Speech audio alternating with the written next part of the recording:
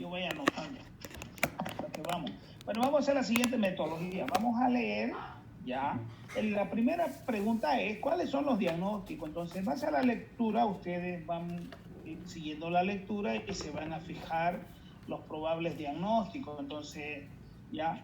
En segundo lugar, lo que hay que tomar en cuenta es que todos los diagnósticos tienen que tener una fundamentación clínica, física y laboratorial. Siempre, para decir alguien está enfermo, tiene que haber una confirmación. Hay enfermedades que con el examen físico ya se diagnostican. Ya. El tercer punto es verificar si existen alteraciones hidroelectrolíticas. En este caso vamos a ver si el paciente tiene deshidratación o sobrehidratación. Entonces, eso hay que hacer el seguimiento, los signos que nos hablen de una deshidratación o de una sobrehidratación. Y si está conservado, probablemente pues no le demos nada, ¿no? Después ver alteraciones del equilibrio ácido-base, o sea, desde ya no sabemos mucho, pero sé que ustedes saben porque han llevado en fisiología, han hecho mucho hincapié y honestamente hasta su docente se jacta que le enseñó excelentemente Piñón. Entonces ustedes tienen la capacidad de identificar si tienen o no alteraciones del equilibrio ácido-base. Después tenemos ¿qué pruebas complementarias más sensibles y específicas? Bueno, eso si hubiera algo, digamos, ¿no? En insuficiencia renal la prueba más sencilla es hacer la fórmula de Creutzfeldt-Gold, hacer ecografía, hacer un renograma, ¿ya? Y lógicamente que las pruebas de laboratorio. Ahora, ¿cuál es la fórmula para depurar? Ya sabemos, ¿no? Que es la de Creutzfeldt. Y de ahí había que le dábamos de tratamiento, ¿no? Las medidas generales. Hay que ver si es aguda o crónica y dependiendo de eso tendrá su esquema, ¿ya? Y el esquema, si es que hay un esquema de hidratación, bueno, uno tiene que registrarlo bien para saber las cantidades. Pero si es renal, uno no agarra y lo chorrea nomás con líquido porque se puede encharcar. Entonces, eso hay que estar bien consciente. Buscar los signos que nos hablen de que ha perdido líquido o en su caso los signos que nos indican que está con sobrecarga de líquido, ¿ya?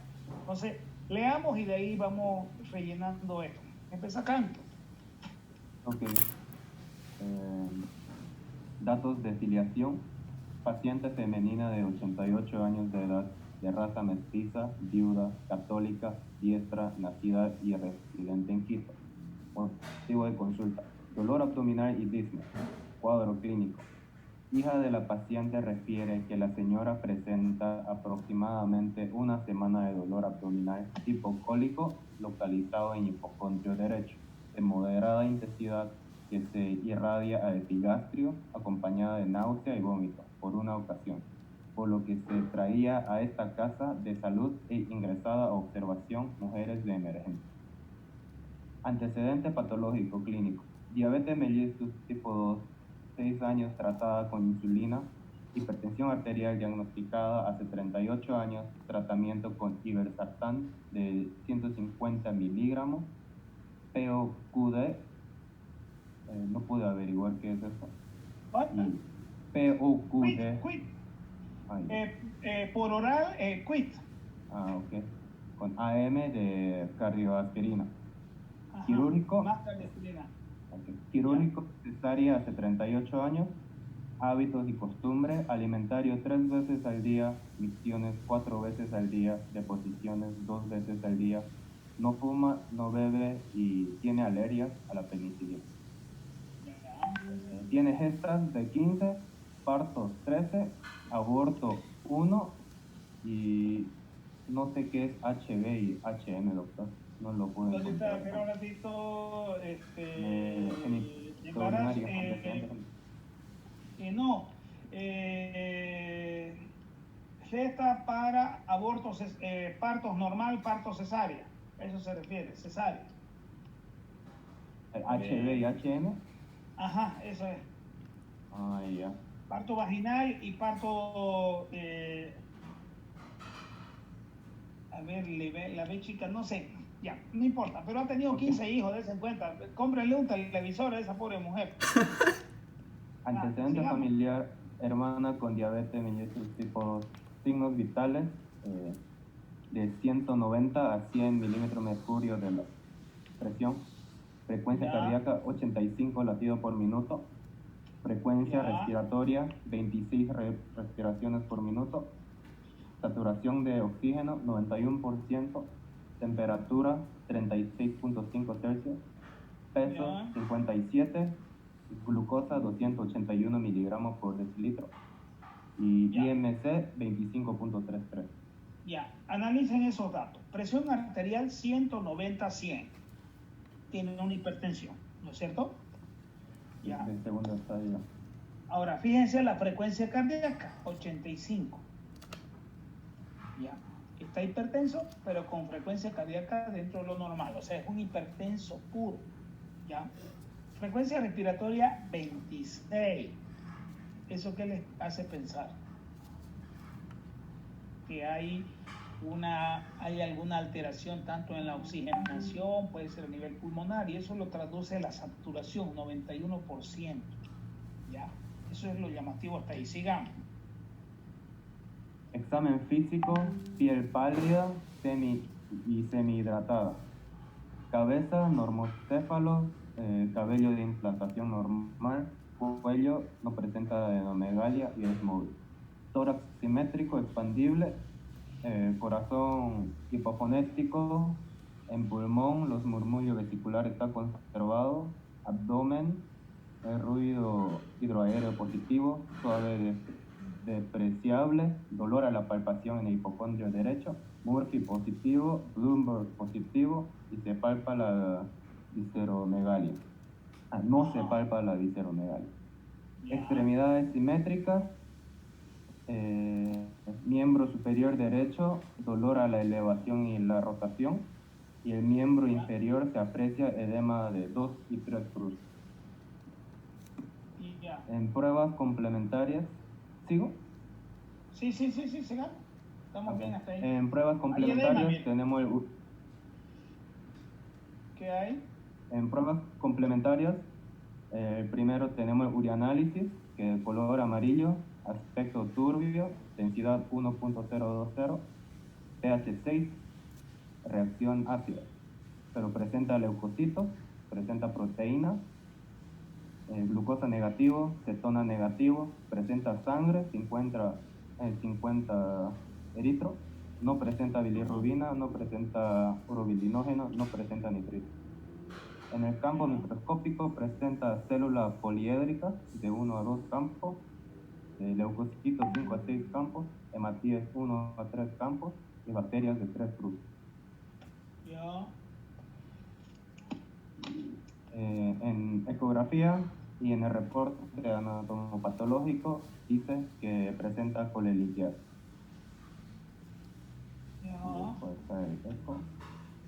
Y la creatinina 1.8 miligramos de decilitro, urea de 75 miligramos de decilitro y la glucosa en ayunas 143 miligramos de decilitro. Y en hemograma, ¿leo todo o solo lo que está alterado, doctor? Yo creo que hay que leerlo todo, ¿no? Para entender. Hematíes de 4.63, que está conservado, millones. Hemoglobina de 13.6 gramos de decilitros, está conservado. Hematocrito de 41.5%, está conservado. Leucocito de 7.4. Ajá, 7.400. Y volumen corpuscular media de 89.7, está conservado. Hemoglobina corpuscular media 29.4 y CHCM, concentración de hemoglobina corpuscular media. Concentración de hemoglobina corpuscular media conservado. ¿Qué es MPV? Eso sí que no sé, la verdad. No lo he visto eso. Número de segmentados en por ciento. 76, eosinófilo 0.8, ajá. eosinófilo 0,8, basófilo 0,6, monocitos 3,8, linfocitos 18,7 y el número de segmentados está en miles, está en 5,7, eosinófilo 0,1, basófilo 0,0, monocito 0,3, linfocito 1,4 y plaquetas 161,000. Sí, listo, más abajo. Luego está el cálculo de cómo hacer el aclaramiento de creatinina. Sí, creo que está mal hecho el cálculo. Ya más abajo. Más abajo ellos pusieron su diagnóstico definitivo, que es la insuficiencia renal franca, que es la misma que clasificación europea Clarence, mayor a 10 a 25 ml, y colecistitis o colelitiasis. El tratamiento que ellos dan por el colecistitis es la cirugía diferida y permanecer bajo tratamiento clínico hasta normalizar su cuadro, estabilizar al paciente y antiespasmódico, PRN. El tratamiento para la insuficiencia renal dieron controlar la presión arterial, que es la clave para retrasar el daño a la mayor función, y los inhibidores de enzima convertidora de angiotensina y los bloqueadores receptores de angiotensina que se emplean con mayor frecuencia. El objetivo es mantener la presión arterial en o por debajo de 130 a 80 miligramos de mercurio. Y prevenir cardiopatía y accidente cerebrovascular, consumir comidas bajas en grasa y colesterol, dieta hiposódica e hipoproteica, mantener el azúcar en la sangre bajo control y dieta para diabéticos 1200 kilocalorías fraccionado por 6 tomas hiposódicas, hipoproteicas y blandas. También pidieron que le controle el peso diario, control de su glicemia cada 6 horas, Aprovel de 300 miligramos, protemida de 40 miligramos y enoxaparina de 20 unidades. Y también pusieron datos de evolución en los exámenes. En urea, se mantenió en 75, pero la creatinina subió a 2. Luego, después tomaron, tenemos la albúmina, que es 3,53, globulina 2,67, y proteínas totales 6,20. Están alterados. Y otra vez, el siguiente día lo tomaron la urea, salió 63,8, que bajó, y la creatinina 2,68, que se mantuvo como el anterior día. Luego tomaron gasometría en 2 días, creo. El pH salió 7,34, la presión del CO2 salió 27, PO2 salió 31, sodio salió 152, potasio salió 4,4, calcio salió 1,1, la glucosa 118 y hematocrito 32%.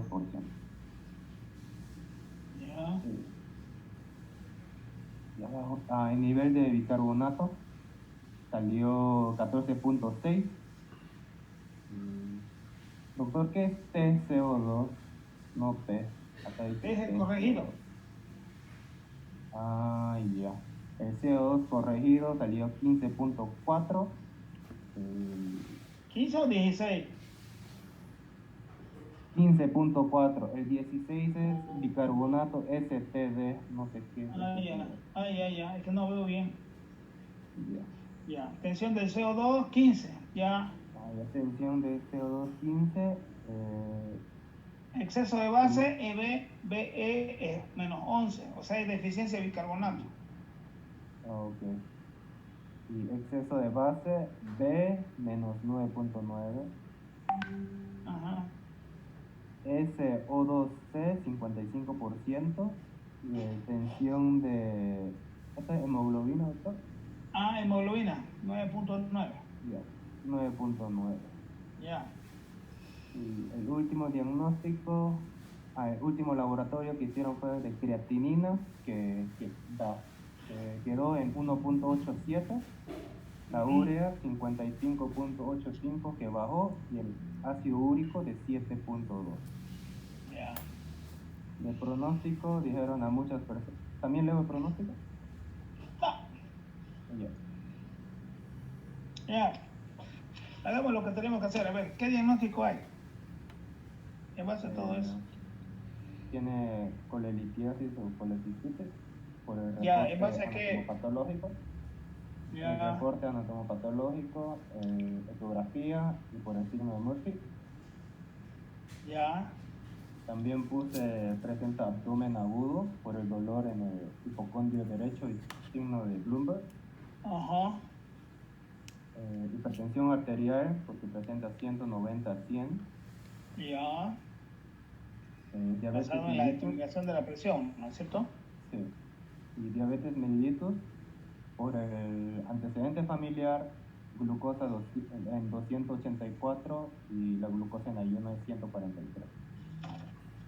Y está alta. Ya. Ahí también. ¿Qué más? También se puede decir,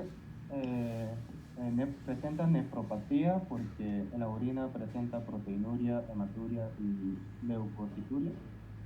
Ya. Y como diagnóstico puedo poner insuficiencia renal crónica o eso no es diagnóstico. En realidad es una nefropatía diabética este caso. Ya. Es una nefropatía diabética que ya está en inicio. Ya. Entonces, si se fijan, el paciente diabético ya tiene proteinuria, tiene hematuria, entonces ya desde ahí, 2 cruces para arriba, ya te estás hablando. Ahí hablas de 100 miligramos la proteína, ¿ya? Entonces, pareciera un poquito, pero es harto. O sea, la proteinuria normal son 30, ¿no ves? Y hablamos de microalbuminuria cuando el paciente está entre 30 a 299. Este paciente ya tiene 100, fíjense, ya tiene 100. Ya, entonces este paciente con eso ya ustedes dicen tiene una nefropatía diabética. Cuando el paciente evoluciona en insuficiencia renal, ya el nombre técnico será enfermedad renal crónica terminal, insuficiencia renal crónica terminal, ERCT o IRCT. Insuficiencia renal crónica terminal. Entonces, este paciente está yendo a hacer la insuficiencia renal crónica. Entonces, hasta ahí, digamos, lo tenemos claro. Lo que a mí me llamó la atención, por decir, el paciente está edematizado, 2 a 3 cruces, ¿ya? Y tiene una saturación de 91 y tiene una frecuencia cardíaca normal, pero hipertenso. O sea, nada de lo que dice ahí explica por qué está saturando tan bajo, pero para mí el paciente es cardíaco. Ya, estás queriendo hacerte un edema agudo de pulmón, por eso está respirando rápido y por eso está, digamos, con una saturación baja. Peor si hay edemas en miembros inferiores.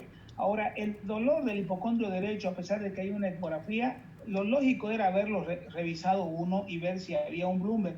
Pero no se olviden que los pacientes derechos también tienen hepatomegalia dolorosa y puede haber Bloomberg positivo.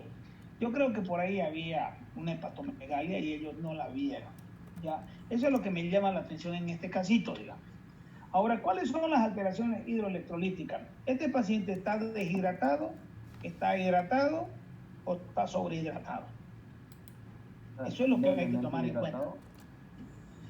Este paciente, si es una nefropatía diabética, el diagnóstico está sobrehidratado, entonces está con exceso de líquido. ¿Ya? Entonces, en el exceso de líquido, bueno, pues hay que ver cómo se lo vamos a sacar. Seguro que le dieron diurético, ahí vi algunas cosas que le metieron, ¿ya? Entonces, ahí, por decir, ¿con qué otras pruebas complementarias podría ayudarte en el estudio? Lógicamente que era haber hecho una radiografía de tórax, era haber hecho un ecocardiograma para ver cómo está la funcionalidad del corazón y lógicamente que era necesario hacerte una ecografía de los riñones. Con eso hubieras complementado. Ahora, ¿su clearance de creatinina lo calculaste acá? Yo lo calculé. ¿Cómo hiciste? A ver, léelo lo que has hecho. Ya. De 140 menos 88. Después eso lo multiplico con 56, con 57, que es su peso, me dio 2.974. 2.974. 2.964. 64, ya. Sí, abajo era 72 por 1.8. Elegí con la creatinina inicial y me dio 129.6. 129.6, ya. Ahora lo dividí eso con el 2.974 y lo multipliqué por 0.85 porque era mujer y me ¿Y dio cuánto salió? 19.44. 19.44 ml por 1.73 metros cuadrados de superficie corporal. Ese es tu resultado. Bien. Sí. Según esa clasificación, ¿en qué estadio de la nefropatía estaría? Estadio 4.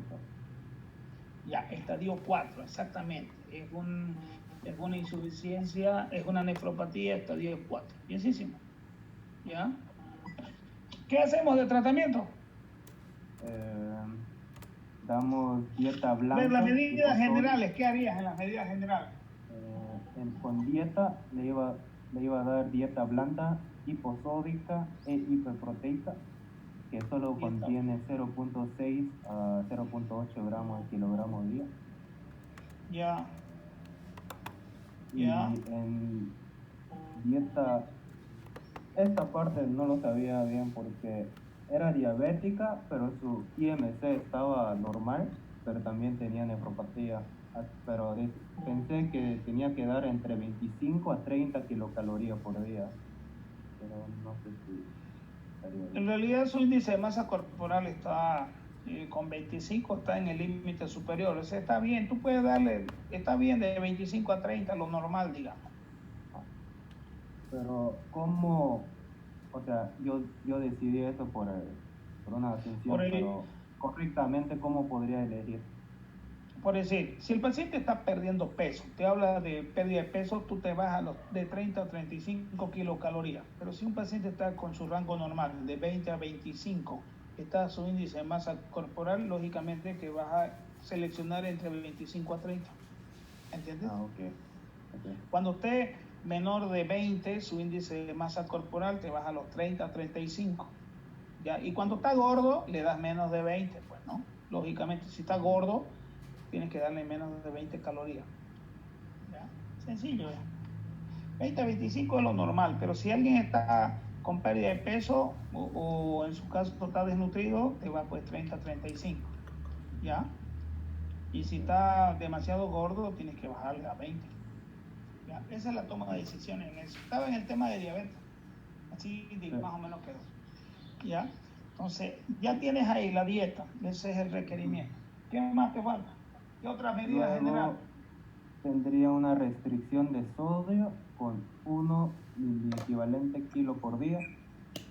¿Ya? Doctor. Sí. Una duda. Diga. Ese paciente está sobrehidratado, ¿no? Sí. Pero tiene una hipertensión que es la causa más probable de edema, ¿no? Ajá. Y ahorita vamos a llegar a eso. En el caso de la nefropatía diabética, ¿los edemas pueden ser causados por ella o no? ¿O solo por la nefropatía? Sí. No, los dos. La hipertensión causa nefropatía y la nefropatía causa hipertensión. Es un círculo vicioso. Ambos coexisten. Y ambos van a hacer de que haya una disminución en la filtración glomerular. La hipertensión hace que disminuya, entonces empiezas a retener líquido y te dematiza. Y en ese caso, la causa más probable va a ser la hipertensión o la nefropatía diabética. No, en este caso yo creo que la diabetes llevó a la hipertensión arterial. Ya de a poquito y no se han dado cuenta. Ok, gracias. Ya. Sigamos, Can, hasta ahí estás con dieta. ¿Qué más? Ahora controlamos la presión arterial para reducirlo hasta 130, 80. Ya. ¿Qué más? Tus cuidados generales estamos haciendo. Cuidado general. ¿Eso no es cuidado general? ¿Eso no es cuidado general? Controlar la hipertensión. Está bien, sigamos. Ya. Y acá también tenía una pregunta. Los médicos ya le habían dado Ibersartán, que lo busqué, es una IECA, Ajá. pero si aún con eso seguía en 190, si le tenemos que ir al segundo escalón o cambiamos de medicamento con otro IECA. Cuando tú tienes un antihipertensivo que lo estás usando de base durante mucho tiempo y es como el Ibersartán, que es de lo último y se considera que es uno de los mejores, actualmente se dice que es el mejor que evita la proteinuria, o sea, no lo cambias. En ese caso yo creo que era haberle dado un diurético para quitarle un poco de sobrecarga y con eso el paciente iba a mejorar. Lo malo de haberle dado un diurético era que su creatinina aumentó. Aquí no habla que le dieron diurético, pero con seguridad le dieron diurético, por eso aumentó su creatinina. Porque la creatinina por hipertensión o por diabetes no te aumenta en 2 o 3 días, ¿entiendes? Te aumenta porque le diste un diurético y le sacaste el agua. ¿Ya?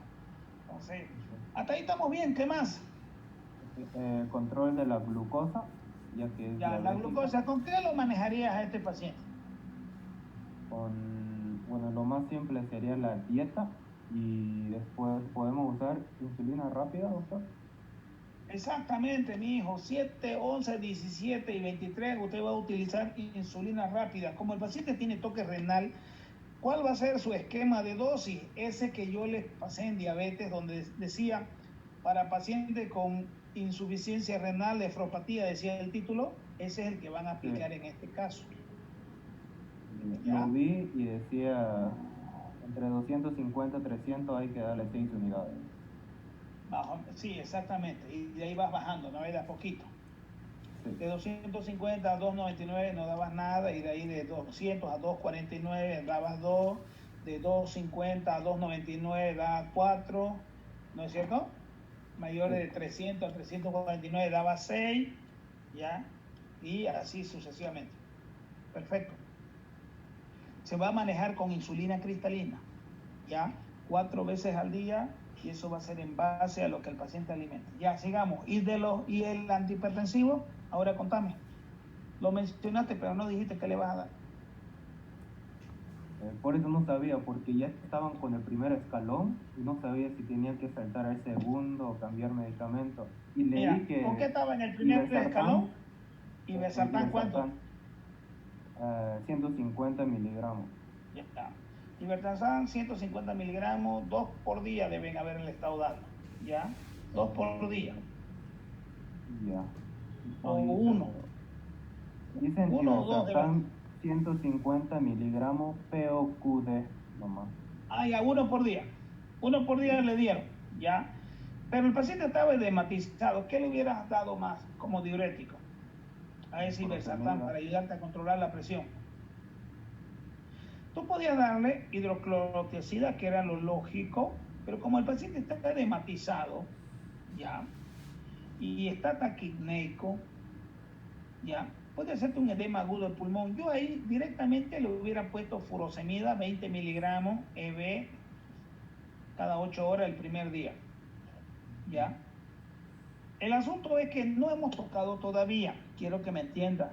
La furosemida no es que le pones 2 ampollas, como hicimos, 40 miligramos cada 8 horas, cada 6 horas, y estate cuántos días, ¿entiendes?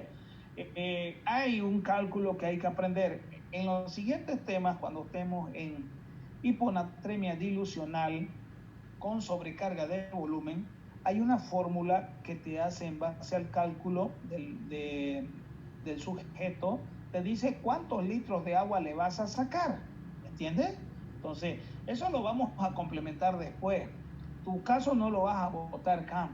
Aquí, por decir, era haberle hecho furosemida, 20 miligramos cada 8 horas, que orine un poco y el paciente va a mejorar su presión arterial. Con la primera dosis, con que baje 300 a 400 ml con furosemida, el paciente mejoraba. Segundo lugar, con un estadio 4, el paciente funciona la furosemida todavía, ¿ya? Algo.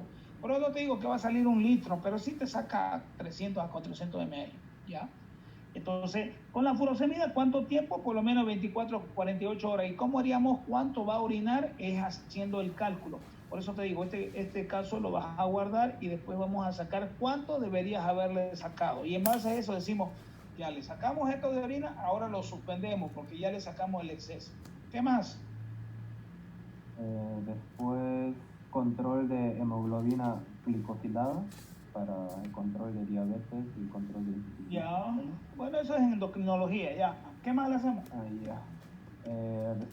Y de último tengo restricción del líquido. Ya, ¿el potasio cuánto estaba? El potasio era 4.4, estaba normal. El que estaba alterado era Sodio. el sodio, que es Estaba hipernatremia de aumentado. 152 y hipocalcemia de 1.1. Peor, miren, con la hipernatremia sí o sí le hacía furosemida. Tu alternativa en la hipernatremia es hacer furosemida para hacerlo orinar sodio. ¿Ya? ¿Le pondría suero en vena acá? Sí, yo le pondría. No, porque tiene edema. Entonces, ¿cómo hacemos para ponerle la furosemida endovenosa cada 8 horas? ¿Cómo harías para metérsela? ¿Pincharla cada 8 horas en una venita?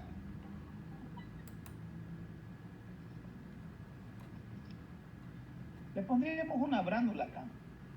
El paciente es como que yo a vos te agarre, a ver, 3 pinchadas hoy día, mañana 3 pinchadas, a ver cuántos días aguantás de tanto pinchar. No podés pincharlo tanto al paciente, ¿entendés? Duele. Entonces, ¿qué hacemos?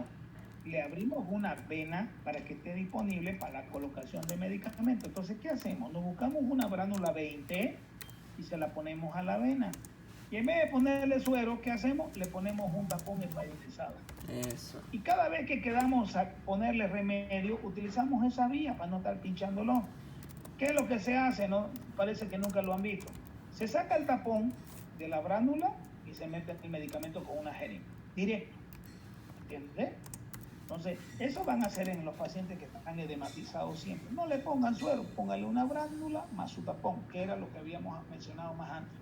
Ese era el caso de esto, y tenerlo internado hasta que la creatinina se vea si va a disminuir o no. Ese paciente con esa creatinina de 2 no es candidato para hacer diálisis. ¿Cuándo va a hacer diálisis? Cuando su clearance caiga por debajo de 15, recién ya el paciente, si sigue orinando así, por decir, está con 20, ¿cuánto sacaste? 19, ¿no? El paciente tiene que orinar. Si no mejora, o sea, ¿en qué tiempo será? Pues en una semana, fíjate, al final se fue con 1.7. Eran 3 puntitos más. No le va a durar mucho esa medicación y va a volver a hacer diálisis. Si es que no lograban. O sea, no recuperaron nada. Se fue con 1.7 en creatinina. Prácticamente estaba